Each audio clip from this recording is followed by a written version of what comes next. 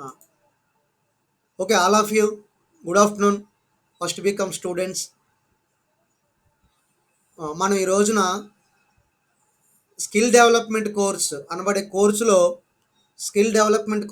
మనకి పెట్టుకున్నటువంటి subject insurance promotion అనబడే చాప్టరు. ఇది 50 మార్కులకు ఉంటుంది. 50 మార్కులకు దీనికి ఇంటర్నల్ మార్క్స్ ఉండవు. డైరెక్ట్గా మీరు 2 అవర్స్ ఎగ్జాము మీరు అక్కడికి వెళ్ళి రాయవలసి ఉంటుంది. ఈ ఇన్సూరెన్స్ ప్రమోషన్లో 3 యూనిట్లు ఉంటాయి. మనం మొదటి యూనిట్లో ఇప్పుడు కంప్లీట్ చేసుకోబోతున్నాము. అందులో నేను ఆల్రెడీ ఒక 3 పాఠాలు ఇంతకుముందు చెప్పడం జరిగింది.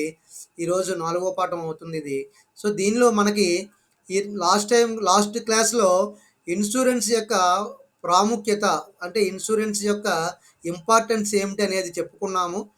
అది దానిలో మనకు కొన్ని పాయింట్స్ మిగిలే అదిని ఆ తర్వాత టైప్స్ ఆఫ్ ఇన్సూరెన్స్ అనేది డిస్కస్ చేద్దాం ఈ రోజున. సో నేను నా స్క్రీన్ని షేర్ చేస్తున్నాను.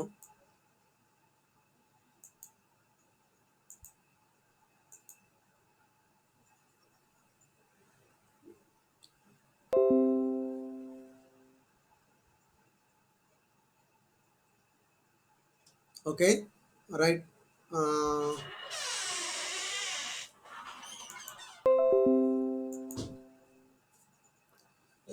ఇప్పుడు మీకు ఒక స్క్రీన్ షేర్ చేశాను. ఇది కనబడుతుంది అనుకుంటున్నాను.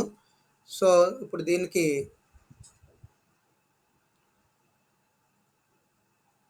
మనం ఇంతకుముందు చెప్పుకున్నటువంటి వాటిలో అంటే ఇన్సూరెన్స్కి సంబంధించిన విషయాలు, అది ఇండియాలో ఇన్సూరెన్స్ ఎలా వచ్చింది, అసలు ప్రపంచంలో ఇన్సూరెన్స్ యొక్క ఆవశ్యకత ఏమిటి, వాటిని చెప్పుకున్నాము. ఈరోజు చెప్పుకునే వాటిల్లో నష్టపరిహారం అనే మాట గురించి చెప్పుకున్నాము. నష్టపరిహారము అంటే దీన్ని ఇండెమ్నిటీ అంటారు. ఇది ఇండెమ్నిటీ కాంట్రాక్ట్ అని కూడా మీరు ఇంటర్మీడియట్లో కూడా నేర్చుకుంటారు. మన ఇక్కడ టెక్నికల్గా నష్టపరిహారం అనే పదానికి అర్థం ఏంటంటే ఇచ్చిన దానిని తిరిగి పొందడము అని అంటాము. ఇచ్చిన దానిని తిరిగి పొందడం ఇండెమ్నిటీ అంటాం దాన్ని ఇంగ్లీష్లో.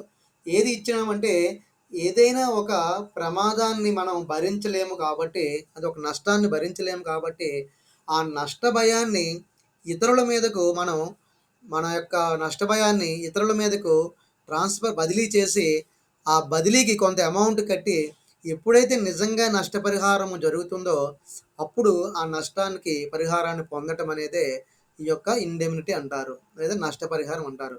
అంటే ఇండెమ్నిటీకి మరొక అర్థం కూడా ఉంది. ఏంటంటే ఇండెమ్నిటీ సూత్రం యొక్క అర్థము వాస్తవంగా నష్టము జరిగినప్పుడే నష్టపరిహారాన్ని పొందటము. అంటే మనం ఏదైనా వస్తువులకి కానీ మన జీవితానికి కానీ నష్టం జరుగుతుంది అని భయపడి మనం ఒక బీమా కంపెనీ దగ్గర నష్టానికి పరిహారంగా మనం కొంత అమౌంట్ చెల్లిస్తాం. ముందుగా ప్రీమియం అంటాము. అది ఒక పీరియడ్లో మనకి ఈ యొక్క నష్టపరిహారాన్ని తీసుకునే విధంగా వాళ్ళకి ప్రీమియం చెల్లిస్తాం. అది బీమా కంపెనీ. బీమా కంపెనీని మనము బీమాదారు అని అంటే బీమా కంపెనీగా వాళ్ళు చెప్పుకుంటాం. సో ఇక్కడ మన యొక్క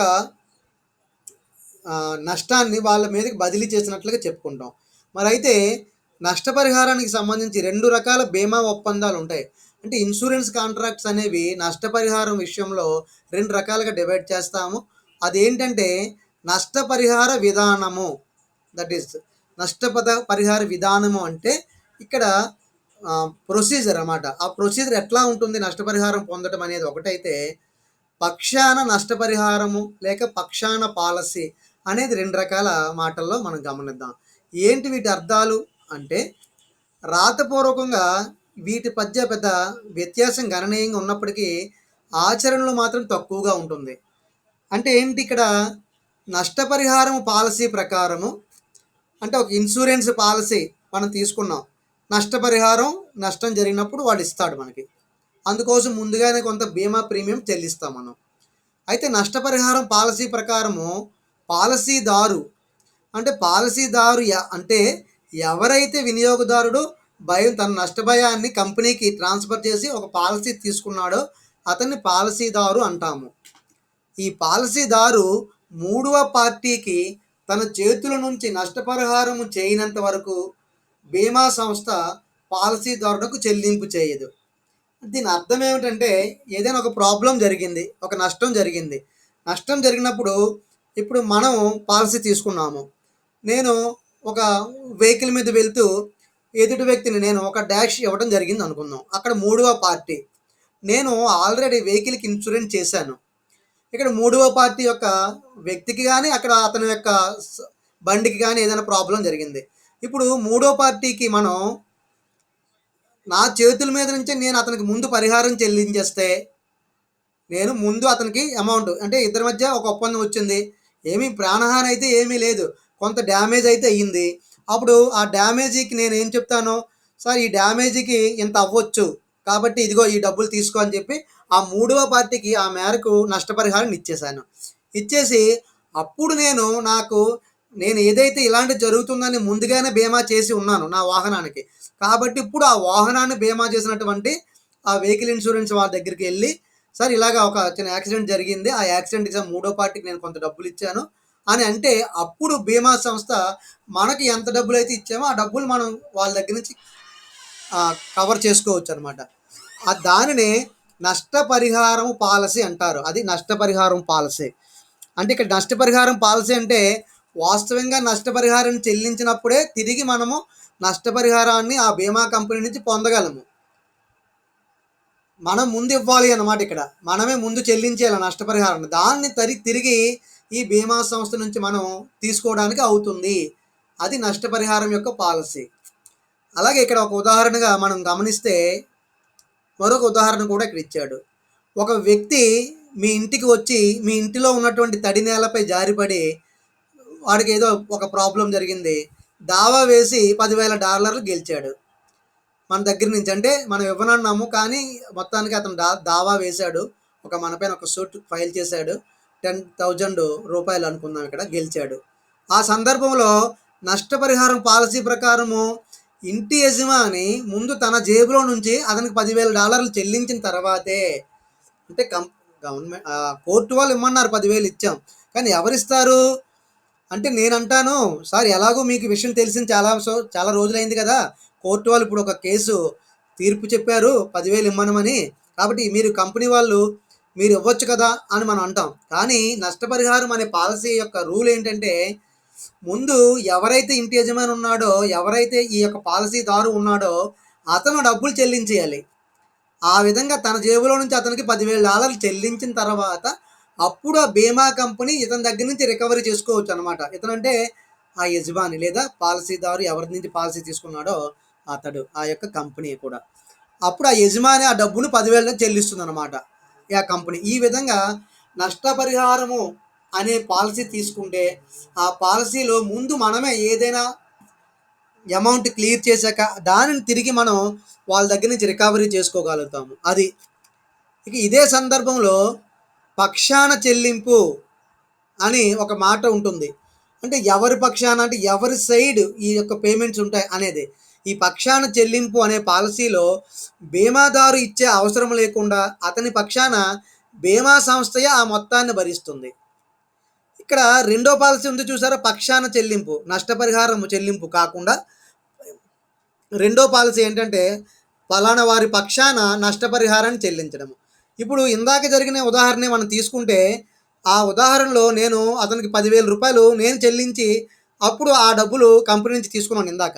కానీ ఈ పక్షాన చెల్లింపు అనేటటువంటి ఈ యొక్క పాలసీ తీసుకుంటే, ఇది బీమా కంపెనీ మన చేతితో డబ్బులు ఇవ్వవలసిన అవసరం లేదు. మనం ఆ మూడవ పార్టీకి జరిగినటువంటి యాక్సిడెంట్‌కి సంబంధించి మనం ఎంత డబ్బులు అతనికి ఇవ్వాల్సి ఉంటుందో, దానిని బీమా సంస్థకి చెప్తే మన తరపున, అంటే పాలసీదారు తరపున బీమా కంపెనీయే ఆ డబ్బులు భరిస్తుంది. ఇక అధిక శాతం రుణ బీమాలో పక్షాన చెల్లింపు విధానాన్ని ఉపయోగిస్తారు. ఈ రకమైన పాలసీయే ఎక్కువ ఈ యొక్క, అంటే వెహికల్ ఇన్సూరెన్స్‌లో వాటిల్లో కూడా ఎక్కువ ఈ తరహా పక్షాన చెల్లింపు అనే విధానమే ఎక్కువగా ఉంటుందన్నమాట. కాబట్టి మనము ఏదైనా ఒక వెహికల్ ఇన్సూరెన్స్ అటువంటివి తీసుకునేటప్పుడు కూడా ఈ రకంగా మనం తీసుకున్నామో లేదో చెక్ చేసుకోవాల్సిన అవసరం కూడా ఉంటుంది. సో, అది. అంటే దీనిని పక్షాన చెల్లింపు అంటే ఎవరి పక్షాన? పాలసీదారు పక్షాన మూడవ పార్టీకి జరిగిన నష్టానికి ఆ నష్ట పరిహారాన్ని మన కంపెనీ లేదా మన యొక్క బీమా కంపెనీ మన తరపున చెల్లించేస్తుంది. లేదా మన పక్షాన చెల్లిస్తుంది. అది పక్షాన చెల్లింపు అంటే. ఆ విధంగా గుర్తుపెట్టుకోండి. ఇక్కడ ఎవరైనా తమ నష్టాన్ని బీమా సంస్థలు భరించాలనుకుంటే అప్పుడు ఓ వ్యక్తి కానీ, ఒక వ్యాపార సంస్థ కానీ, ఒక సంఘం కానీ ఇక్కడ అప్పుడు అంటే మనం ఇక డబ్బులు చెల్లించడం ఆ టైంకి మన దగ్గర ఉంటాయో ఉండవో, మనకి ఏదైనా మన వల్ల ఏదైనా ఒక డ్యామేజ్ జరిగితే ఆ డ్యామేజ్కి యొక్క నష్టపరిహారాన్ని సంస్థలే చెల్లించాలని అనుకుంటే బీమా పాలసీ తీసుకునేటప్పుడే ఒక ఒప్పంద పత్రం ద్వారా ఒక డీడ్ ఉంటుంది ఆ బీమా కంపెనీకి మనకి. ఆ ఒప్పంద పత్రాన్ని తీసుకొని దాని ద్వారా బీమా చేయబడిన వారిగా మనం బీమా సంస్థ పరిగణిస్తుంది అనమాట. అప్పుడు బీమా చేయబడిన వారుగా అలా సాధారణంగా ఈ రకమైనటువంటి ఒప్పంద పత్రం రాసుకుంటేనే ఈ ఈ ఈ విధంగా మన తరపున లేదా మన పక్షాన బీమా కంపెనీ ఆ యొక్క నష్టపరిహారాన్ని చెల్లిస్తుంది లేదా నష్టాన్ని భరిస్తుంది. ఇక బీమా ఒప్పందంలో ఈ క్రింది విషయాలు చేర్చబడి ఉంటాయి. ఏ ఏ విషయాలు ఒక్కసారి చూద్దాము. ఆ బృందములు ఏ ఏ బృందాలు? బీమా సంస్థ, బీమాదారు, లబ్ధిదారుడు అంటే మూడవ థర్డ్ పార్టీ. ఈ ముగ్గురిని కూడా బృందములు అంటాయి. ఈ పదాన్ని గుర్తుపెట్టుకోండి. తర్వాత ప్రీమియము. ప్రీమియం అంటే భవిష్యత్తులో జరగబోయే నష్టానికి నష్టపరిహారాన్ని పొందాలి అంటే ఈ రోజున కొంత మొత్తాన్ని మనం చెల్లించేస్తాం. ఆ చెల్లించడాన్ని ప్రీమియము అని పిలుస్తాము. అలాగే ప్రీమియం యొక్క పరిధి 1 సంవత్సరమా లేదా 3 సంవత్సరాలా లేదా జీవితకాలమా ఏంటి అది కూడా అక్కడ ముందుగా నిర్ణయించుకోవాలి. తర్వాత నిర్దిష్ట నష్టంలో ఇవ్వాల్సిన పరిహారము. ఎంత పరిహారం వరకు? 1,00,000 రూపాయల వరకు పరిహారమా లేదా 50,000 పరిహారమా లేదా 2,00,000 పరిహారమా అనేది కూడా మనం ఇక్కడ చెప్పవలసి ఉంటుంది. అంటే నమోదు చేసుకోవాల్సి ఉంటుంది ముందే. అలాగే పరిధి అంటే మన యొక్క స్కోప్ ఏంటి ఇక్కడ? ఒకవేళ పరిధిలోనికి వచ్చే డబ్బును బీమాదారునికి ఇవ్వాలా లేక లబ్ధిదారునికి ఇవ్వాలా అనేది కూడా ముందుగానే డిసైడ్ చేయాలి. ఒక్కొక్కసారి లబ్ధిదారుడు at the same time accident జరిగినప్పుడే వాడికి నాకు డబ్బులు కావాలని అడగవచ్చు. వెంటనే ఆ డబ్బుల్ని మనమే మన తరపున బీమా కంపెనీ ఇచ్చేదాకా మనం ఆగకుండా మనమే చెల్లించేసాము. అప్పుడు తిరిగి లబ్ధిదారునికి ఇవ్వాలా బీమా కంపెనీ వాడు లేదా బీమా కంపెనీ వాడు మనకి ఇవ్వాలా అనేది కూడా ముందే రాసుకోవాలి. అది కూడా ఒకసారి ఇంకెవరైనా జాయిన్ అవుతున్నారేమో చూద్దాము. ఓకే, వస్తున్నారు. దివాకర్ పెంటకోట. రైట్. మళ్ళీ లెసన్లోకి వెళ్దాము. ఇక పరిధిలోని రాని కొన్ని సంఘటనలు ఉంటాయి. అవి ఏంటి ఇక్కడ పరిధిలోని రాని అంటే పాలసీలో ఉన్న నష్టపరిహారం ప్రకారము బీమాదారుకు నష్టపరిహారం చెల్లించబడుతుంది. అంటే నష్టపరిహారం ఎంత చెల్లించబడుతుంది అనేది కూడా ఆ పాలసీలోనే నిర్ణయించబడుతుంది ముందుగా. మనం 1,00,000 రూపాయల కోసం పాలసీ తీసుకుంటే 1,00,000 రూపాయలు అనేది గరిష్ట మొత్తం అనమాట మనకి. అంతకంటే తక్కువే ఉంటుంది కానీ అంతకంటే ఎక్కువైతే కానీ ఇవ్వరు. కాబట్టి పాలసీలో వాస్తవంగా మనం నష్టపరిహారాన్ని ఎంతైతే నమోదు చేసుకున్నామో దానినే బీమాదారుకి బీమా కంపెనీ నష్టపరిహారము అనే పేరుతోటి చెల్లించడం జరుగుతుంది. ఇక పాలసీలో ఉన్నటువంటి ప్రకారము బీమా పరిధి, ఆ బీమా పరిధి మొత్తం కోసము బీమా సంస్థకు వ్యతిరేకంగా ఒకవేళ బీమాదారు అంటే బీమా పాలసీ తీసుకున్న వ్యక్తి నష్టపరిహార దావా వేసేందుకు అర్హతను పొందుతాడు. అంటే ఒకవేళ ఎప్పుడైనా ఆ డబ్బులు నేను చెల్లించను అని బీమా కంపెనీ అంటే బీమా కంపెనీకి వ్యతిరేకంగా అతను ఒక నష్టపరిహార దావా వేసి బీమా కంపెనీ నుంచి కొంత మొత్తాన్ని అతను పొందగలడు. ఆ పాలసీదారు యొక్క నష్టాన్ని భరించడానికి బీమా సంస్థకు మనం చెల్లించవలసిన రుసుమునే మనం ప్రీమియం అంటారు. ఇది గుర్తుపెట్టుకోండి. పాలసీదారు అంటే ఎవరైతే బీమా కంపెనీ దగ్గర బీమా తీసుకుంటారో ఆ పాలసీదారు ఆ నష్టాన్ని ఎప్పుడో భవిష్యత్తులో జరగబోయే నష్టాన్ని భరించడానికి ముందుగా బీమా సంస్థకు చెల్లించాల్సిన రుసుముని ప్రీమియము అంటారు. మరి అటువంటి ప్రీమియము మనం ఏ విధంగా చెల్లిస్తామో కూడా ఉంటుంది. వాహనాలకి సంబంధించి లేదా వస్తువులకు సంబంధించి బీమా అయితే ఎట్ ఏ టైం కట్టడం జరుగుతుంటుంది. అయితే జీవిత బీమా విషయంలో అయితే ఇది 3 నెలలకు ఒక మారు, నెలకొకసారి కానీ, 6 నెలలకు ఒక మారు కానీ, సంవత్సరానికి ఒక మారు కానీ ఇది ఉంటుంది. అందుకని మంత్లీ కానీ, క్వార్టర్లీ కానీ, హాఫ్ ఇయర్లీ కానీ, యాన్యువల్లీ కానీ ఎలాగైనా చెల్లించే అవకాశాన్ని ఇక్కడ బీమాదారుడు బీమా కంపెనీ పాలసీదారులకి అవకాశాలు ఇస్తుంది. ఇక ముందస్తుగా సంభవించే నష్టాలు, దానికి తగినంత నిధులను కేటాయించుకున్న బీమా సంస్థ మిగిలిన శాతాన్ని లాభంగా మిగులుతుంది. అంటే ఈ విధంగా ఒక 100 మంది దగ్గర కట్టించుకుని ఉంటుంది ఈ బీమా సంస్థ. ఈ విధంగా ప్రీమియంలు అనుకుందాం ఉదాహరణకి. మరి 100 మందికి ఒకేసారి ప్రమాదం జరగదు అనే భావన సంభావిత అంటారు దాన్ని. అటువంటి ప్రాబబిలిటీ అంటే 100 మంది దగ్గర మనం ఇటువంటి బీమా పాలసీ తీసుకుంటే ఒకరికో ఇద్దరికో మాత్రమే ప్రమాదం జరుగుతుంది. కాబట్టి వాళ్ళందరి దగ్గర కూడా తీసుకున్న డబ్బులతో ఈ యొక్క ప్రమాదాలకి మనం నష్టపరిహారాన్ని చెల్లిస్తుంది. సో, 98 మంది దగ్గర అంటే 100 మంది దగ్గర తీసుకొని ఇద్దరికి మాత్రమే నష్టాన్ని జరిగింది నష్టపరిహారం ఇస్తుంది. 98 మంది దగ్గర నుంచి తీసుకున్న డబ్బులు మనకి మిగిలిపోతాయి. అది లాభంగా మనకుంటుందనమాట. అది ఇక్కడ. అంటే ఇక్కడ గమనించండి. ప్రమాద ఈ వస్తు బీమా అంటే అగ్ని బీమా, సముద్ర బీమాల్లో అయితే ప్రమాదం జరిగితేనే డబ్బులిస్తారు. మనం కట్టిన డబ్బులు తిరిగి వెనక్కి ఇవ్వరు. వస్తు బీమాలో అయితే. అదే జీవిత బీమాకి అయితే ఒకవేళ ఆ మనిషి చనిపోకపోయినా డబ్బులు తిరిగి ఆ టైం అయిపోయిన వెంటనే ఇచ్చేస్తారు. ఒక 10 ఏళ్ళు, 20 ఏళ్ళు, 30 ఏళ్ళు దాటిపోయిన తర్వాత అప్పటి వరకు మనం కట్టిన డబ్బులన్నీ తిరిగి కొంత బోనస్ కూడా వేసి ముందు ఎంతైతే పాలసీ మొత్తాన్ని నిర్ణయించుకున్నామో ఆ 1,00,000, 2,00,000 వాటిని మనకే ఇస్తారు చేతికి. ఇక్కడ చనిపోవాల్సిన అవసరం లేదు. అది. ఇక్కడ మనం ఇవి మనం కొంత ఆ రోజు క్లాస్‌లో మిగిల్చినటువంటి కొంత మ్యాటర్‌ని ఇక్కడ డిస్కస్ చేశాము. నష్టపరిహారం అనే విషయాన్ని. ఇప్పుడు టైప్స్ ఆఫ్ పాలిసీస్ అనేది డిస్కస్ చేద్దాము. Types of policies. సో,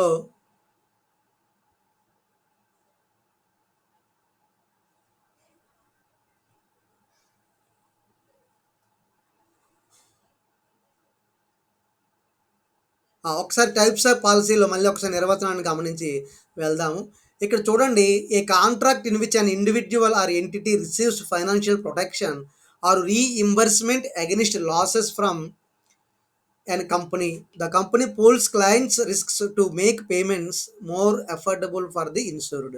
అంటే ఇక్కడ డెఫినిషన్ ఏమిటి అంటే, భవిష్యత్తులో సంభవించే నష్టాలకు గాను ప్రస్తుతము కొంత మొత్తానికి ఆ యొక్క నష్టాలను భరిస్తానని హామీ ఇస్తూ ఒక వ్యక్తి లేదా కొంతమంది వ్యక్తుల నుంచి ఒక కంపెనీ తీసుకున్నటువంటి మొత్తాలనే, అంటే ఇక్కడ ఏంటి, ఆర్థిక రక్షణ, ఫైనాన్షియల్ ప్రొటెక్షన్ మొత్తాలనే మనం వారి మధ్య జరిగిన కాంట్రాక్ట్‌ని మనం ఇన్సూరెన్స్ అని అనవచ్చును.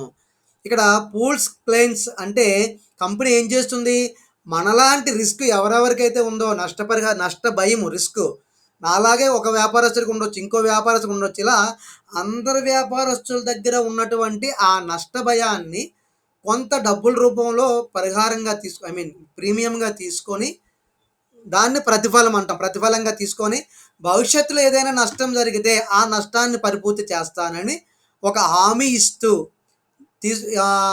బీమా పాలసీదారుడికి మరియు బీమా కంపెనీకి మధ్య జరిగినటువంటి ఒక కాంట్రాక్ట్‌ని మనం ఇన్సూరెన్స్ అని చెప్పవచ్చు. అది.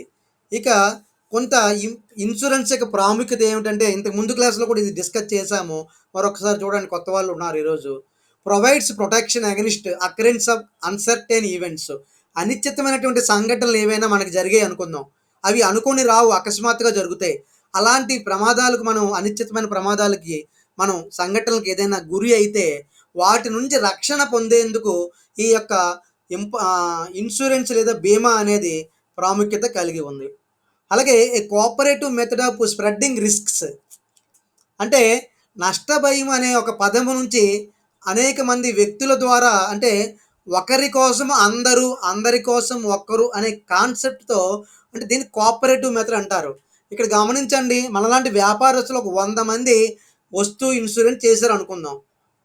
100 మంది వస్తువులు ఒకేసారి సముద్రంలో పాడైపోయి ఒకేసారి అగ్ని బీమాకి కూడా గురి కావు ఆ వస్తువులు. ఎవరెవరు ఇద్దరో, ముగ్గురో అవుతాయి. కాబట్టి 100 మంది దగ్గర నుంచి ప్రీమియం రూపంలో నేను తీసుకున్న డబ్బులే తిరిగి ఈ ఇద్దరికి, ముగ్గురికి కూడా పంచుతాననమాట.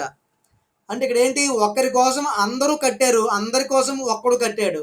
కాబట్టి ఈ విధంగా మనం సహకారమైన పద్ధతిలో ఈ యొక్క రిస్క్ భరించడం. అంటే ఇక్కడ మనం కంపెనీ ఏంటంటే మనకి బదులుగా మనకి మధ్యవర్తిత్వం వహిస్తుంది. మనం 100 మంది మనం భయంతోటి కట్టాము. మనం 100 మంది కట్టిన డబ్బులే మనం ఒకళ్ళిద్దరికి జరిగిన ప్రమాదానికి ఆ డబ్బులు తిరిగి ఇవ్వడం జరుగుతుందనమాట. ఇది ఇక్కడ కోఆపరేటివ్ మెథడ్ అంటారు. తర్వాత ఫెసిలిటేట్స్ ఇంటర్నేషనల్ ట్రేడ్. అంతేకాకుండా ఇన్సూరెన్స్ యొక్క ప్రముఖమైనటువంటి విధి ఇది. గమనించండి, ఏంటంటే విదేశీ వర్తకం చేయాలంటే నాకు చాలా భయం ఉంటుంది. ఎందుకంటే నా యొక్క వర్తకం, నేను చేస్తున్నటువంటి ఒక వర్తకం సరుకు మార్గమధ్యంలో సముద్రంలో వెళ్తున్నప్పుడు లేదా విమానం ద్వారా వెళ్తున్నప్పుడు మార్గమధ్యంలో కూలిపోయే, లేదా సముద్రం మీద వెళ్తున్నప్పుడు సముద్ర పొంగలు ఎత్తుకుపోతే, లేదా సముద్రంలో ఉండే ఉప్పుకి నా వస్తువులు పాడైపోతే ఆ వస్తువు మీద పెట్టిన డబ్బులన్నీ పెట్టుబడి అంతా పోతుంది. కానీ అటువంటి సందర్భంలో నేను బీమా చేయించి ఉండడం వల్ల చాలా ధైర్యంగా ఇతర దేశాలకు నేను వస్తువులు పంపించగలను. అంటే ఏంటి? ఇంటర్నేషనల్ ట్రేడ్, అంతర్జాతీయ వర్తకము లేదా విదేశీ వర్తకము. విదేశీ వర్తకము సజావుగా జరగాలి అంటే ఈ యొక్క ఇన్సూరెన్స్ ఎంతో ముఖ్యమైనదయింది.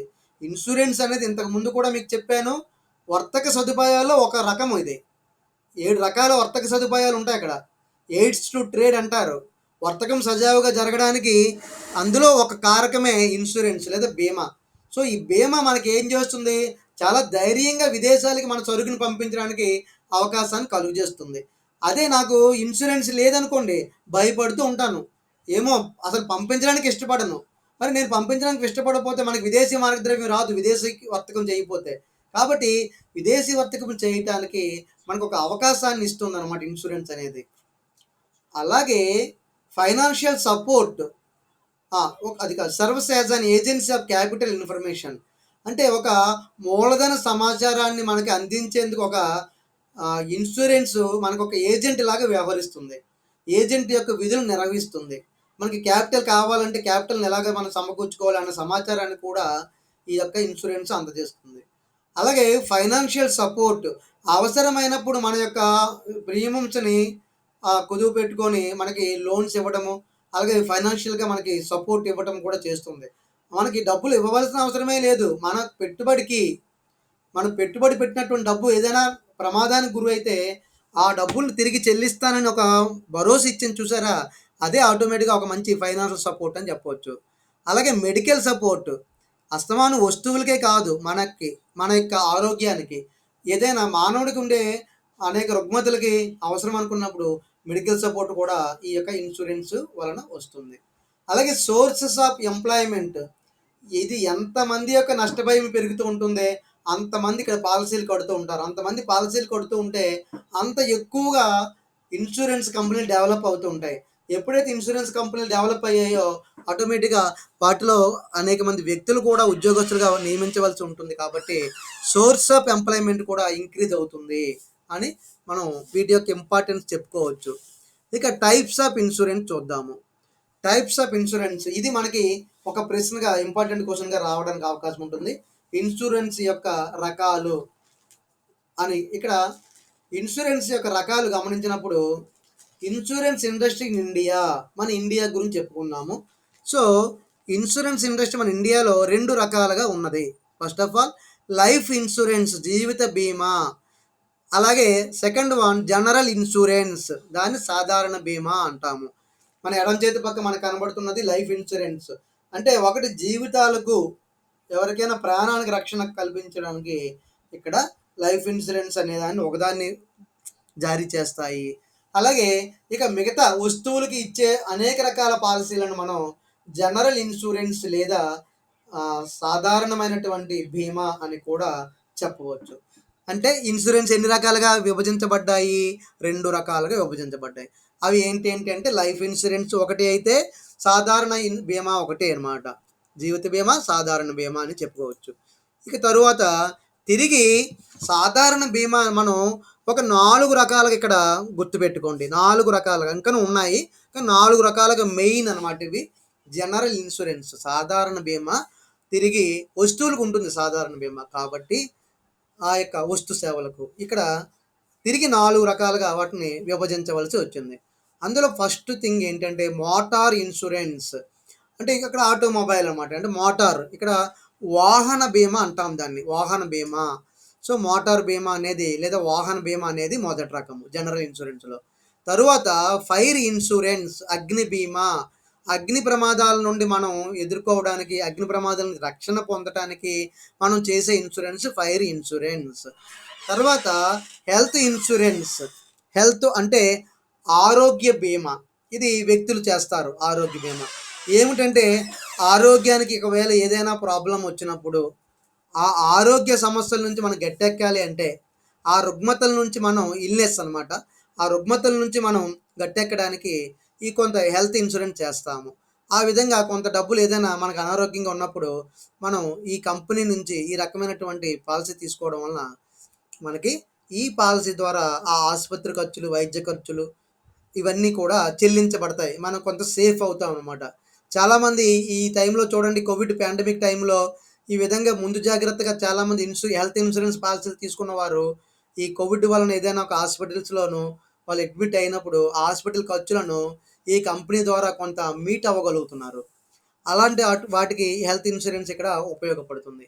ఇక చివరిగా మనకి మెరైన్ ఇన్సూరెన్స్. మెరైన్ అంటే సముద్ర బీమా.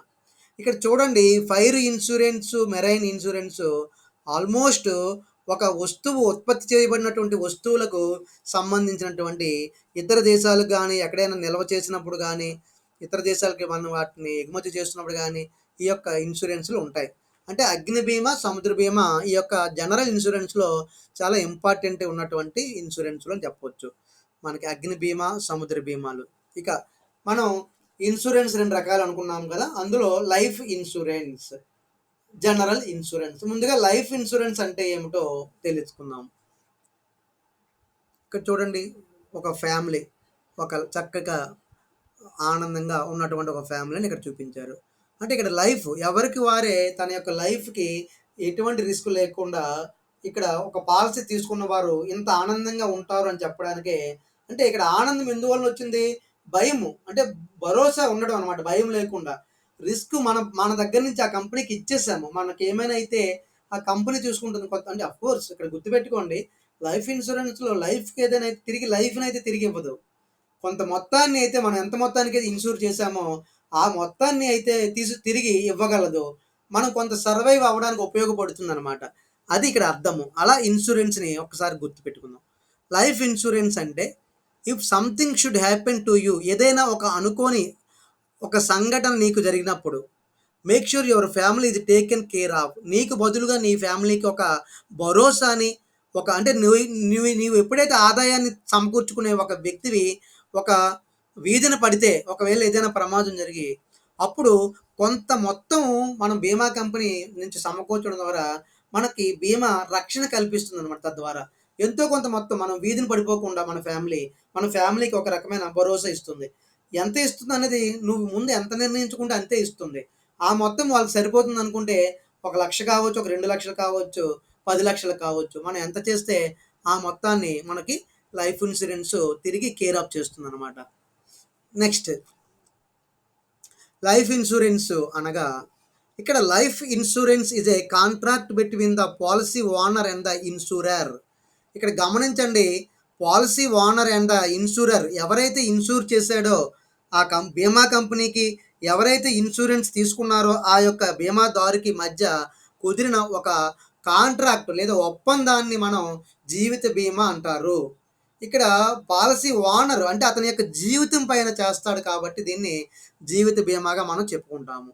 ఇక where the insurer agrees to reimburse అంటే ఇక్కడ ఇన్సూరర్ అంటే మన బీమా కంపెనీగా గుర్తుపెట్టుకోవాలి మనం ఇన్సూరర్‌ని. ఈ బీమా కంపెనీ ఒప్పుకుంటుంది. దేనికి? Reimburse the occurrence of the insured individuals death or other events such as terminal illness or critical illness. మనకి ఏదైనా ఒక క్రిటికల్‌గా ఉన్నటువంటి ఒక అనారోగ్యం వచ్చింది. అలాగే టెర్మినల్ ఇల్‌నెస్ అంటే ఏదైనా ఒక పార్ట్‌ని మనం కోల్పోయేటటువంటి అంగవైకల్యం ఇటువంటి పరిస్థితులు వచ్చినప్పుడు, అలాంటి పరిస్థితుల నుంచి గానీ, లేదా మనకి పాలసీ చేసినటువంటి ఒక వ్యక్తి యొక్క మరణం వలన కానీ, ఏదైనా ఒక పరిస్థితి తలెత్తితే, వాటికి బదులుగా మనకి కొంత మొత్తాన్ని నీకు రీయింబర్స్ చేస్తాను, చెల్లిస్తానని ఒక ఒప్పుకోవడాన్నే ఇక్కడ లైఫ్ ఇన్సూరెన్స్ చెప్తారు. అంటే ఇక్కడ ఏంటి? అంగవైకల్యం జరగడం గానీ, అనారోగ్యం రావడం గానీ, లేదా అక్కడ బీమా చేసిన వ్యక్తి మరణమే కావచ్చు. ఇటువంటి పరిస్థితులు తలెత్తినప్పుడు ఆ ఇన్సూర్ చేసాం కాబట్టి ఇన్సూరర్ ఏం చేస్తాడు? ఆ డబ్బులను తిరిగి మనకి చెల్లిస్తాడు. రీయింబర్స్ చేస్తాడు. ఎంత మొత్తానికైతే మనం పాలసీ తీసుకున్నామో ఆ మొత్తాన్ని అతను చెల్లించడం జరుగుతుంది. ఇక్కడ మీరు గమనిస్తే నష్టము పరిపూర్తి చేయడము ఇండెమ్నిటీ కాంట్రాక్ట్ అని ఇంతకుముందు ఒక మాట చెప్పాను. దాన్ని నష్ట పరిపూర్తి కాంట్రాక్టు అంటారు. నష్ట పరిపూర్తి కాంట్రాక్టు లేదా ఇండెమ్నిటీ కాంట్రాక్టు అంటే అర్థం ఏమిటంటే వాస్తవంగా నష్టము జరిగినప్పుడు మాత్రమే నష్టాన్ని భర్తీ చెయ్యడము. ఇక్కడ ఒక వస్తువు మనకేదైనా ప్రమాదానికి గురైందనుకోండి, ఆ వస్తువుని తిరిగిస్తాడు. లేదా ఆ వస్తువు డబ్బులు కావాలంటే డబ్బులు ఇచ్చేస్తాడు. కానీ అక్కడ అది వస్తువు కాబట్టి, అది అతని ఇండెమ్నిటీ కాంట్రాక్ట్ వస్తువులకి ఆహ్, దాన్నేమంటారు కుదురుతుంది. వస్తువులకి అమలు అవుతుంది. కానీ లైఫ్ ఇన్స్యూరెన్స్‌లో ఇండెమ్నిటీ కాంట్రాక్ట్ వర్తించదు. ఎందుకు వర్తించదు అంటే, ఇక్కడ ప్రాణం పోతే ప్రాణాన్ని తిరిగి తీసుకురావడం అన్నది కష్టము. ఇన్సూరెన్స్ కంపెనీ ప్రాణాన్ని తిరిగి తీసుకురాదు. ఇవ్వలేదు. కాబట్టి మనం ప్రాణాన్ని తీసుకురావడానికైతే మనం ఇన్సూరెన్స్ చేయలేదు. ఒకవేళ ప్రాణం కనుక పోతే, ఆ ఇన్సూర్డ్ ఎవరైతే ఉన్నారో అతని కుటుంబానికి మాత్రమే ఈ డబ్బులు ఇవ్వడానికి మన ఇక్కడ కాంట్రాక్ట్. కాబట్టి ఎప్పుడైతే అందుకని ఇక్కడ ఇండెమ్నిటీ కాంట్రాక్టు లైఫ్ ఇన్సూరెన్స్‌కి వర్తించదు. చెల్లదనమాట. నష్టానికి గురైతే నష్టపరిహారం ఇవ్వడం అనేది ఇక్కడ జరగదు. ఎందుకంటే ప్రాణం పోతే ప్రాణాన్ని తీసుకురాదు. ప్రాణం పోతే కొంత డబ్బు ఇవ్వగలదు. అంటే మానవ ప్రాణానికి విలువ కట్టలేము. కానీ మనం ఎంతో కొంత విలువకి మనం చేసుకుంటాం కాబట్టి పాలసీ, ఆ పాలసీ మొత్తాన్ని అక్కడ ఇస్తుందనమాట. ఎంతో కొంత వచ్చిందని వాళ్ళు కొంత ఆనందపడటానికి సరిపోతుంది. ఇక the insured agrees to pay the cost in terms of insurance premium for this service. ఇక్కడ గమనించండి. ఈ insured agrees to pay the cost in terms of insurance premium for the service. మరి ఈ రకమైనటువంటి మనకి సేవ ఆ బీమా కంపెనీ ఇస్తుంది అని ఎప్పుడైతే చెప్పిందో, ఆ బీమా కంపెనీ నష్టం జరిగినప్పుడు నీకు నష్టపరిహారం ఇస్తానని అన్నది కదా! మరి ఆ సర్వీస్ ఆ కంపెనీ చేస్తుంది కాబట్టి in terms of insurance premium, insurance premium, బీమా ప్రీమియము అనే పేరుతో కొంత మొత్తాన్ని ఈ ఇన్సూర్డ్ అంటే బీమా ఎవడు చేసుకున్నారో ఆ వ్యక్తి చెల్లించడానికి అంగీకరిస్తాడు. అంటే సార్ భవిష్యత్తులో జరిగే నష్టానికి నష్టపరిహారం ఆ కంపెనీ నుంచి తీసుకోవాలంటే ఈ రోజున మనం ఆ సేవ పొందేందుకు ప్రీమియం పేరుతో కొంత మొత్తాన్ని కట్టాలి. అలా కట్టడానికి మనం ఒప్పుకుంటామనమాట. అది ఇన్సూరెన్స్ కంపెనీలో ఉన్నటువంటి మరొక అంశము. సారీ ఇన్సూరెన్స్ అనే పదంలో ఉన్నట్టు అంశము. తరువాత specific exclusions are often written in the contract to limit the liability of the insurer. ఇక్కడ కూడా గమనించండి. Specific exclusions are often written in the contract to limit the liability of insurer. చాలా కొన్ని రకాలైనటువంటి పరిమితులు మనకు ఉంటాయి ఇందులో. వాటిని చాలా జాగ్రత్తగా చదివి మనం తరచుగా అక్కడ ఆ కాంట్రాక్ట్‌లో రాసుకోబడుతుంటాయి. దానివలన ఏమవుతుందంటే ఇన్సూరర్ ఎవరైతే ఇక్కడ ఇన్సూరెన్స్ చేసాడో అతని యొక్క రుణ బాధ్యత అంటే అతనికి ఎంతైతే అమౌంట్ చెల్లిస్తామని అనుకున్నామో అది లిమిట్ అయిపోతుంది. ఎందువలన లిమిట్ అయిపోతుంది?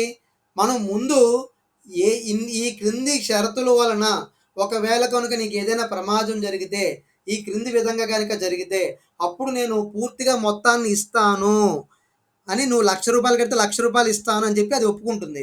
కానీ పాక్షికంగానే ఏదైనా ప్రమాదం జరిగిందనుకోండి, ప్రాణానికి కాకుండా ఒక హ్యాండ్ ఆర్ లెగ్ ఇలాంటివి ఏదైనా ప్రమాదం. చిన్న చిన్న ప్రమాదాలు జరిగాయి. ఆ చిన్న ప్రమాదాన్ని కూడా రూ. 1,00,000 తిరిగి ఇవ్వదు. దామాషా పద్ధతిలో ప్రమాదం యొక్క దీనిని కట్టి లిమిట్ ద లయబిలిటీ ఆఫ్ అంటే ఆ రూ. 1,00,000 కొంత మొత్తాన్ని ఇస్తుందన్నమాట. పాక్షిక నష్టపరిహారంగా ఇస్తుంది. ఎందువలన ఒక్కొక్క దాన్ని ఎక్స్‌క్లూడ్ చేసుకుంటూ వచ్చేస్తుంది. ఇదిగో నీకు పూర్తిగా ప్రాణం అయితే పోలేదు. కాబట్టి రూ. 1,00,000 ఇవ్వాల్సిన అవసరం లేదు. అలాగే పూర్తిగా ఈ రకమైన ప్రమాదం జరగలేదు. ఓన్లీ కాలికి చిన్న దెబ్బ మాత్రమే జరిగింది. కాబట్టి తిరిగి కాలు కట్టు వేస్తే సరిపోతుంది. చెయ్యికి ఒక కట్టు కడితే సరిపోతుంది. కాబట్టి ఆ హాస్పిటల్ ఖర్చులు మాత్రం భరిస్తాను. రూ. 1,00,000 అయితే ఇవ్వను. ఈ విధంగా ఒక్కొక్క ఎక్స్‌క్లూజన్స్ అంటే ఒక్కొక్క దాన్ని బయటకు తీసుకొస్తూ ఫైనల్‌గా లయబిలిటీలో ఒక లిమిటేషన్ కూడా తీసుకొస్తుంది కంపెనీ. అది అంటే వాస్తవ నష్టాన్ని మాత్రం భరిస్తుందనమాట ఇక్కడ అది. ఇక for example claims related to suicide, fraud, war and civil next commotion is not covered. ఇలాంటివి చూడండి. ఒకవేళ ఆత్మహత్య చేసుకున్నాడు అనుకోండి ఇన్సూరెన్స్ చేసిన వ్యక్తి, అలాంటి డబ్బులు రావు. ఎందుకంటే అతను కావాలని చనిపోయాడు కాబట్టి సూసైడ్ అనే పేరుతోటి అతడు ఈ రకమైనటువంటి పాలసీ నుంచి అతను నిర్దేశిత అమౌంట్‌ని అతను పొందలేడు. అలాగే ఫ్రాడ్ కొన్ని విషయాలను కప్పిపెట్టి వాటిని దాచిపెట్టి ఒక పాలసీ తీసుకొని ఆ తరువాత అలా మోసం చేయడం వలన ఈ పాలసీ అతనికి కంపెనీ ఇచ్చిందని భావిస్తే అప్పుడు కూడా అలాగే ఈ యొక్క డబ్బులు కంపెనీ నుంచి రావు. అలాగే వార్ అండ్ సివిల్ కమోషన్ అంటే ఏదైనా మృత్యు అంటే సంస్మరణకు సంబంధించి ఇవన్నీ కూడా వీటి కింద అంటే సివిల్ అండ్ వార్ ఇటువంటి చర్యల ద్వారా మనం ఒక చూడు వీటిని కూడా కవర్ చేయదని చెప్పవచ్చు. ఇక తరువాత different companies of life insurance. ఇక్కడ గమనించండి, different companies of life insurance అంటే ఇన్సూరెన్స్ కంపెనీలు మన లైఫ్కి ఒక ఇన్సూర్ చేయడానికి ఏ ఏ కంపెనీలు ముందుకు వచ్చాయి అనేది ఇక్కడ కొన్ని కంపెనీలను మనకు చూపించారు. ఇక్కడ ఉదాహరణగా ఒక్కసారి చూడండి, మీకు మనకి తెలిసి ఎల్ఐసి మాత్రమే మన అందరికీ తెలుసు, life insurance corporation of India అని అంటాము. సో దీని యొక్క బ్రాండ్ చూడండి, రెండు చేతుల మధ్య జ్యోతి వెలుగుతూ ఉన్నట్టుగా ఉంటుంది. అది జ్యోతి అంటే ఒక ప్రాణం అనుకుంటే ప్రాణాన్ని నిలబెడతామేమో అని చెప్పటము. అలాగే ఇక్కడ పైన చూస్తే భారతి యాక్సా లైఫ్ ఇన్సూరెన్స్. ఈ యాక్సా అనేటటువంటి ఒక సంస్థ, భారతి అనబడే భారతీయ ఎయిర్టెల్ వారు వీళ్ళిద్దరూ కలిపి ఒక ఇన్సూరెన్స్ సంస్థని నిర్మించారు, ఏర్పాటు చేసుకున్నారు. వాటి ద్వారా లైఫ్ ఇన్సూరెన్స్ పాలసీని మనం తీసుకోవచ్చు. దాన్ని భారతి యాక్సా అంటారు.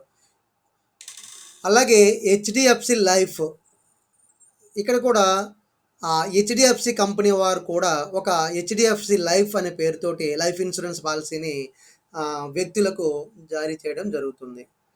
అలాగే ఎల్ఐసి కంపెనీ, మన అందరికీ తెలిసిన కంపెనీ లైఫ్ ఇన్సూరెన్స్ కార్పొరేషన్. ఇది ఒక ప్రభుత్వ రంగ కార్పొరేషన్. ఇది కూడా ప్రజల దగ్గర నుంచి వారి జీవితానికి కొంత మొత్తాన్ని ఇన్సూర్ చేయడం జరుగుతుంది. తర్వాత మ్యాక్స్ లైఫ్ ఇన్సూరెన్స్. ఇక్కడ కూడా మ్యాక్స్ బుఫా అనే పేరుతోటి, మ్యాక్స్ లైఫ్ అనే పేరుతోటి ఒక సంస్థ. ఇవి కాకుండా ఇంకా కొన్ని ఉన్నాయి. ఇందులో మీకు ఒక ఉదాహరణ కోసం ఒక 4 అంశాలని చేర్చడం జరిగింది. ఇవన్నీ కూడా వ్యక్తులకు తమ లైఫ్ని సేవ్ చేసుకునే, అంటే లైఫ్ నుంచి రక్షణ పొందడానికి కూడా ఈ యొక్క ఇన్సూరెన్స్ని ఆఫర్ చేస్తున్నాయి కంపెనీలు. ఇక తరువాత లైఫ్ ఇన్సూరెన్స్ అనుకున్నాము ఒక రకము. రెండో రకం జనరల్ ఇన్సూరెన్స్. మరి రెండో రకంలో ఏ రకమైనటువంటి పాలసీలు ఇస్తారు? జనరల్ ఇన్సూరెన్స్ అనే పేరుతో. ఇక్కడ సాధారణ బీమా తిరిగి ఎన్ని రకాలుగా ఉంటుందో ఒకసారి చూద్దాం. The general insurance. చూడండి, జనరల్ ఇన్సూరెన్స్ అనే పాలసీ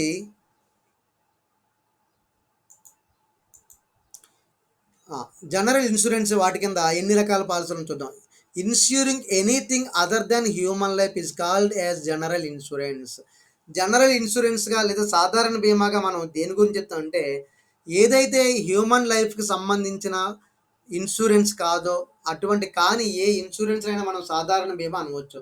అంటే జీవితానికి సంబంధించి ఒక వ్యక్తి జీవితానికి మనం ఏదైనా పాలసీ తీసుకుంటే అది తప్ప మిగతా అన్ని రకాల పాలసీలను మనం జనరల్ ఇన్సూరెన్స్ అనే పిలుస్తాము అన్నాం.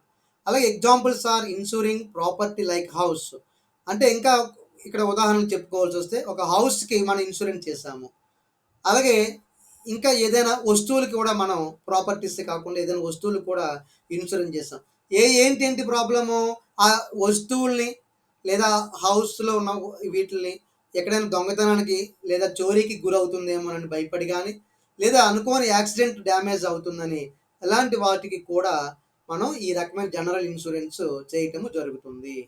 అంటే దొంగతనాలకు మరియు జరిగే చిన్న చిన్న యాక్సిడెంట్ డ్యామేజ్ ద్వారా అయినటువంటి డ్యామేజ్లకు కూడా ఈ జనరల్ ఇన్సూరెన్స్ వర్తిస్తుంది. అలాగే injury due to accident or hospitalisation for illness and surgery can also be insured. మరి ఇందాకే మనం ఆరోగ్య బీమా గురించి చెప్పాము, ఒక హెల్త్ ఇన్సూరెన్స్.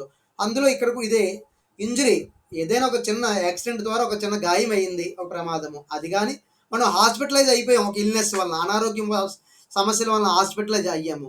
అలాగే మనకి ఏదైనా ఒక సర్జరీ చేశారు, ప్రాణహాని అయితే లేదు. ఈ 3 విషయాల్లో కూడా ఇటువంటి సందర్భాల్లో మనం ఈ రకమైనటువంటి ప్రమాదాలను ఎదుర్కోవడానికి మనం జనరల్ ఇన్సూరెన్స్ తీసుకుంటాము. జనరల్ ఇన్సూరెన్స్ ఆరోగ్య బీమా అనమాట అవి.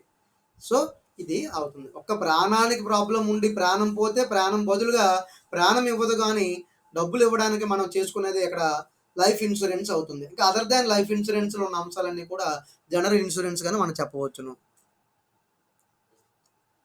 Next, general insurance or non life insurance policies. మనం నాన్ లైఫ్ అంటే జీవిత బీమా కాని పాలసీలు కానివ్వండి, సాధారణ బీమా పాలసీలు కానివ్వండి. ఇందులో ఏమేమి ఉంటాయి అంటే, ఆటోమొబైల్స్, వాహనానికి సంబంధించినటువంటి, అలాగే హోమ్ ఓనర్స్ పాలసీస్, హోమ్కి సంబంధించినటువంటి ఇంటికి సంబంధించి రక్షణ కల్పించుకోవడానికి. అలాగే provide payments depending on the loss from a particular financial event. ఏదైనా ఒక ఆర్థిక సంఘటన వల్ల మనం ఏదైనా ఉపాధి కోల్పోతే, ఏదైనా ఒక ఆర్థిక సంఘటన ద్వారా మనం ఏదైనా ఒక రావాల్సినటువంటి మొత్తాన్ని కోల్పోతే, వాటిని కూడా మనం పొందడానికి ఈ రకమైన పాలసీలను జనరల్ ఇన్సూరెన్స్ అని అంటాము. ఇక్కడ చూడండి, various types of general insurance అని చెప్పాము. అంటే జనరల్ ఇన్సూరెన్స్‌లో ఎన్ని రకాల ఇన్సూరెన్స్ ఉన్నాయో చూడండి. ఆటోమొబైల్, ఆటోమొబైల్ మనం ఒక రంగాన్ని తీసుకుంటే ఇక్కడ వాహనాలు, అన్ని రకాల వాహనాలకు కూడా ఏదైనా వాహన ప్రయాణంలో ఏదైనా ప్రమాదం జరిగితే వాటి నుంచి రక్షించుకోవడానికి, ఆ డ్యామేజ్ మనం తిరిగి పూడ్చుకోవడానికి ఈ రకమైన ఆటో ఇన్సూరెన్స్ అనేది ఉంటుంది. తర్వాత హోమ్ ఇన్సూరెన్స్. మనం కొన్ని రకాలైనటువంటి ప్రకృతి శక్తుల మూలంగా మనం ఒక సునామీ వలన కానీ, ఏదైనా ఒక భూకంపాల వలన కానీ, లేదా అనుకోని ప్రమాదాలు అకస్మాత్తుగా సంభవిస్తే తుఫాన్ల వలన, ఇటువంటి ఇంటికి ఏదైనా మనకి ప్రాబ్లమ్స్ వస్తే, ఆ ఇంటికి జరిగినటువంటి ఆ రకమైన విపత్తులను మనం ఎదుర్కోవటానికి జనరల్ ఇన్సూరెన్స్, హోమ్ ఇన్సూరెన్స్ ఉంటుంది. హౌసింగ్ ఇన్సూరెన్స్ అని కూడా అంటాము. ఇక తర్వాత హెల్త్ ఇన్సూరెన్స్. హెల్త్ అనేది ఇందాక చెప్పాను, ఆరోగ్య బీమా. ఒక ఒక వ్యక్తి యొక్క ప్రాణాన్ని కాకుండా ఆ వ్యక్తికి సాధారణంగా చిన్న చిన్న సంఘటనల ద్వారా ఏదైనా విపత్తులు జరిగితే, ఆ యాక్సిడెంట్ల వలన లేదా ఇల్‌నెస్ వలన హాస్పిటలైజేషన్ అయితే అలాంటి వాటి నుంచి రక్షించుకోవడానికి హెల్త్ ఇన్సూరెన్స్ అనేది ఉంటుంది. అలాగే ఫైర్ ఇన్సూరెన్స్. ఫైర్ ఇన్సూరెన్సు కామన్‌గా మన ఇంటికి ఏదైనా అగ్ని ప్రమాదం జరిగి షార్ట్ సర్క్యూట్ వలన మన ఇంటిలో అగ్ని ప్రమాదాలొచ్చి ఇల్లు కాలిపోయినప్పుడు గానీ, లేదా ఏదైనా ఒక గొడౌన్‌లో సరుకును ఉంచి, ఆ గొడౌన్‌లో ఉన్న సరుకు ఒక అగ్ని ప్రమాదం వల్ల కాలిపోయినప్పుడు గానీ, ఈ రకమైనటువంటి ఫైర్ ఇన్సూరెన్స్ అనే దాన్ని కూడా మనం ఈ జనరల్ ఇన్సూరెన్స్‌లోనే పొందుతాము. తర్వాత కెటిల్. అంటే ఇక్కడ కెటిల్ అనేది ఒక పశు సంపద. పశువులకు కూడా వారి యొక్క జీవం కూడా మనకి చాలా ఇంపార్టెంట్ కాబట్టి, పశువులకు ఏదైనా హాని జరిగితే తద్వారా మనం కోల్పోయినటువంటి ఆర్థిక అంశాన్ని భరోసా రూపంలో ఈ కెటిల్ ఇన్సూరెన్స్ అనేది కూడా మనకు కల్పిస్తుంది. అలాగే యాక్సిడెంట్స్. యాక్సిడెంట్స్ మన వాహనాల ద్వారా అయినప్పుడు, ఆ యాక్సిడెంట్ వలన అటు థర్డ్ పార్టీ గానీ, లేదా మనకే గానీ, లేదా మన వాళ్ళ ఇతరులకు గానీ ఏదైనా ప్రాబ్లమ్ అయితే, అటువంటి యాక్సిడెంట్స్ వలన జరిగే దానికి ఈ ఇన్సూరెన్స్‌ని మనం జనరల్ ఇన్సూరెన్స్‌లోనే లెక్కిస్తాము. అలాగే ఏవియేషన్. ఆ ఏవియేషన్ దగ్గరికొచ్చేసరికి విమాన రంగము. విమానము కూడా మనం గాలిలో ఎగిరేది. ఇది కూడా చాలా సెన్సిటివ్‌గా ఉంటుంది ప్రయాణం అనేది. అలాగే ఈ యొక్క ఈ మార్గంలో కూడా ఏదైనా ప్రమాదాలు జరిగి, ఒకవేళ ఏవియేషన్‌కి ఏదైనా ఇబ్బంది కలిగినప్పుడు, దాని నుంచి రక్షించుకోవడానికి మనం చేసే ఒక పాలిసీ ఏవియేషన్ ఇన్సూరెన్స్‌ను కూడా మనం దీని నుంచి మనం మళ్లించుకోవచ్చు. జనరల్ ఇన్సూరెన్స్ నుంచి. తరువాత మెరైన్. ఇది సముద్ర బీమా. సముద్ర బీమా ఇంతకు ముందు కూడా చెప్పాను. ఒక దేశం నుంచి మరొక దేశానికి, లేదా ఇన్‌లాండ్ మన దేశంలోనే ఒక ప్రదేశం నుంచి ఇంకో ప్రదేశానికి సముద్రం ద్వారా ఎక్కడికైనా మనం ఎగుమతులు చేసి ఉంటే, ఆ ఎగుమతుల ద్వారా మనం పంపించిన సరుకు రూ. 1,00,000 మొదలుకొని రూ. 1,00,00,000 కావచ్చు. ఎంతైనా మనకి 1,00,000 పోయినా ఇబ్బందే, రూ. 1,00,00,000 పోయినా ఇబ్బందే. మరి ఆ మొత్తము ఇక్కడ సముద్రంలో ప్రయాణం చేస్తూ ఉన్నప్పుడు, సముద్రములో ఉండే ఉప్పు వలన ఈ వస్తువులు పాడైపోయినా, సముద్రపులో అలల తాకిడికి మన పడవ బోల్తా పడి వస్తువులన్నీ సముద్రంలో నీటి మునిగిపోయినా, అలాగే సముద్రపు దొంగలు అకస్మాత్తుగా ఒక చోట చేరి మనకి ఒక చోట అటాక్ చేసి మన వస్తువులన్నీ పట్టుకుపోయినా, ఇవి సముద్ర బీమాలో వస్తాయన్నమాట. సో, సముద్ర బీమా మనం ఇతర దేశాలకు వస్తువులను ఎగుమతి చేస్తున్నప్పుడు కలిగేటటువంటి ప్రాబ్లము. కాబట్టి ఈ auto, health, fire, kettle, accidents, aviations, marine ఇవన్నీ మనకి జనరల్ ఇన్సూరెన్స్ అనే దాని కిందకే వస్తాయి. మరైతే జనరల్ ఇన్సూరెన్స్‌ని మనం చెప్పుకున్నాం. అందులో మరొకటి ఏంటంటే ఫైర్ ఇన్సూరెన్స్. ఇక్కడ చూడండి, లాస్ట్‌లో మీకు ఇక్కడ మనం అనుకున్న ఇక్కడ పైన ఆ ఫైర్ ఇన్సూరెన్స్ గురించి ఇప్పుడు డిస్కస్ చేద్దాం. ఎందుకంటే అన్ని బీమాల కంటే లైఫ్ ఇన్సూరెన్స్ కూడా very important one.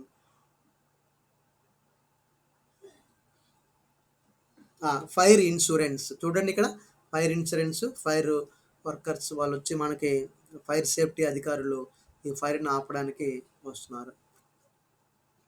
What is fire insurance? A fire insurance is a contract under which the insurer, in return for a consideration, agrees to indemnity the insured for the financial loss which the latter may suffer due to destruction of or damage the property or goods caused by fire during a specified period. ఒక నిర్ణీతమైనటువంటి కాలంలో, అది ఒక సంవత్సరం కావచ్చు, ఒక 6 నెలలు కావచ్చు, ఒక నెల రోజుల వ్యవధి కావచ్చు, ఒక నిర్ణీతమైన పీరియడ్లో అగ్ని ప్రమాదాల ద్వారా మనకేదైనా సరే డ్యామేజ్ అయితే, మనకంటే మనకు కాదు, ఇక్కడ మన యొక్క వస్తువులకు, మన యొక్క ఆస్తులకు ఫైర్ వలన ఏదైనా డ్యామేజ్ జరిగితే, వాటి వలన ఏదైనా ఒక విధ్వంసం జరిగితే, ఆ విధ్వంసం వలన మనం సఫర్ అవుతున్నాము. మనం సఫర్ అవ్వడం అంటే ఎలా సఫర్ అవుతాం? లాస్, ఫైనాన్షియల్ లాస్, మనకు రాబోయే ఆ రకమైనటువంటి ఆర్థికమైనటువంటి నష్టం అనమాట. అంటే ₹1,00,000 సరుకు ఇక్కడ గొడౌన్‌లో కాలిపోయింది. మరి ₹1,00,000 మనకి ఎవరిస్తారు? మన ఇన్సూరెన్స్ చేస్తే ఇన్సూరెన్స్ వాడిస్తాడు. ఈ విధంగా మనకి ఎంత కోల్పోతున్నామో ఆ ఫైర్ ప్రమాదం వలన, దానిని మనం ఇన్సూర్ చేసాము ఆ మొత్తాన్ని. ఎందుకంటే ఒక గొడౌన్‌లో ఒక ₹1,00,00,000 సరుకు ఉంది. ₹1,00,00,000 సరుకుకి మొత్తానికి మనం ₹1,00,00,000కి మనం బీమా చేస్తే, దాన్ని ₹1,00,00,000 తిరిగి చెల్లించడానికి, మొత్తం సరుకు కాలిపోతే ఆ ₹1,00,00,000 వాడు చెల్లించడానికి అఫ్‌కోర్స్ అక్కడ ఆహ్, ఒక ఇది జరుగుతుందనుకోండి. ముందు ఎస్టిమేషన్ వేస్తారు వాళ్ళొచ్చి. ఎస్టిమేషన్ వేసి దానికి తగ్గట్టుగా పాక్షిక నష్టమా, పూర్తి నష్టమా అనేది వాళ్ళు ఐడెంటిఫై చేస్తారు. ఈ విధంగా వారు మనకు జరిగిన నష్టానికి డబ్బులు పొందడం కోసము మనం ఏం చేస్తాము? అగ్రీ అవుతాం ఎంతో కొంత ముందుగా చెల్లించడానికి. అలాంటి ఒక ప్రతిఫలం, కన్సిడరేషన్ మనం రిటర్న్‌గా నీకిస్తానని బదులుగా, అంటే భవిష్యత్తులో మనకి అగ్ని ప్రమాదాల నుండి ఏర్పడబోయే ప్రమాదాల వలన మనకి జరిగే ఆర్థిక నష్టాన్ని ఇన్సూర్ చేయడానికి, అంటే నువ్వు భర్తీ చేయడానికి ఒక సంస్థ ఒప్పుకుంటే, అందుకు గాను నువ్వు కొంత మొత్తాన్ని ప్రతిఫలంగా ఈరోజు చెల్లించడానికి నువ్వు సిద్ధపడితే, మీ ఇద్దరి మధ్య జరిగినటువంటి కాంట్రాక్ట్‌ని, అంటే అక్కడ ఇన్సూరర్‌కి మరియు ఇన్సూర్డ్‌కి మధ్య జరిగినటువంటి కాంట్రాక్ట్, దానినే మనం ఫైర్ ఇన్సూరెన్స్ లేదా అగ్ని బీమా అని అంటాము. సో అగ్ని బీమా అంటే అది. సో తర్వాత హెల్త్ ఇన్సూరెన్స్, వీటిని మనం రేపు డిస్కస్ చేద్దాము మిగతావి. సో మరొక పాఠంలో మనకి సమయం ఇక్కడ నెక్స్ట్ తెలుగు క్లాస్ ఉంది. నేను ఇక్కడ ఆపేస్తున్నాను.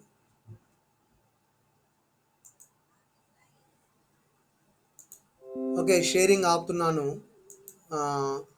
మీరు స్టూడెంట్స్, ఇది ఇక్కడ వరకు మనం ఇన్సూరెన్స్ ప్రమోషన్ అనేది చెప్పుకోవడం జరిగింది. మీ అందరికీ అర్థమై ఉంటుంది. సో ఈ ఫైల్ మీకు షేర్ చేస్తాను, చదువుకొని ఈ లోపల ఒకవేళ బుక్స్ లేని వారు వీటిని చదువుకోండి. ఇంకనూ మనకి చాలామంది టర్నప్ కావటం లేదు. ఎక్కువ మంది వచ్చేటట్లుగా వాళ్ళకి చెప్పండి. వారికి అటెండెన్స్ ఉండవలసినటువంటి ఆవశ్యకత మీకు ఒక్కొక్కరికి చెప్తున్నాను. నేను ఆల్రెడీ నిన్న దాదాపుగా ఒక 30 మంది విద్యార్థుల యొక్క తల్లిదండ్రులకు ఫోన్ చేసి చెప్పడం జరిగింది. మీరందరూ తప్పనిసరిగా, కొంతమంది ఫోన్స్ ఇంకా కొనుక్కోవాల్సి ఉందని అన్నారు. వీళ్ళని తొందరగా వారు ఈ యొక్క ఆన్లైన్ క్లాసెస్కి అటెండ్ అయ్యి మీ యొక్క అటెండెన్స్ని ఇంప్రూవ్ చేసుకోవాల్సిన అవసరం ఉంది. అది గుర్తుపెట్టుకోండి. లేనట్లయితే మనకు వచ్చేటటువంటి సంక్షేమ ఇప్పుడు ఏవైతే మనకు ఉన్నాయో స్కాలర్షిప్ లాంటివి, అవి కూడా కోల్పోయే అవకాశం ఉంటుంది. అలాగే అటెండెన్స్ లేక ఎగ్జామ్స్కి వెళ్ళలేకపోయే అవకాశం కూడా ఉంటుంది. సో ఇది గుర్తుపెట్టుకోండి. ఇక్కడితో మనం కంప్లీట్ చేసేద్దాము. Thank you all of you. ఈ లెసన్ నేను షేర్ చేస్తాను, మీరు చదువుకోండి. థ్యాంక్ యూ అమ్మ, ఆల్ ఆఫ్ యూ.